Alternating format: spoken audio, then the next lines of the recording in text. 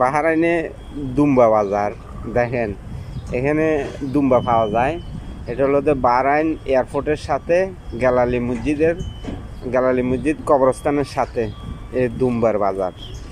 দুম্বা, গরু, ছাগল মানে সব কিছু পাওয়া যায়। এই যে অনেক সুন্দর সুন্দর এগুলা দুম্বাগুলা। তো কালকে কোরবান, এই কোরবানের মধ্যে এগুলো জবাই হবে। এগুলো এখনও বিক্রি হয় নাই। যেগুলো বিক্রি হয় এগুলোর কানের মধ্যে একটা নাম্বার থাকে, ওই নাম্বারটা দিয়ে দেওয়া হয় কাস্টমারকে। তো কালকে কাস্টমারকে জবাই করে এটা দিয়ে দেওয়া হবে, এরকম একটা নির্দেশনামূলক চিহ্ন থাকে। আমি পুরো এরিয়াটা ঘুরে এসেছি, আর আপনাদেরকে এখন শেষ মুহূর্তে যাওয়ার সময় আবারও দেখাচ্ছি এই দুম্বার এরিয়াটা।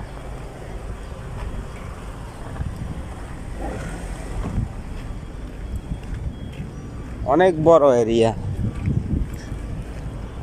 এই যে দেখেন দুম্বা, এটার ভিতরে অনেকগুলো দুম্বা আছে। আর আমি এসেছিলাম এদিক থেকে এসেছিলাম, এখন আবার এদিকে চলে যাব। এটা হচ্ছে যে গরু, ছাগল, দুম্বা হাট।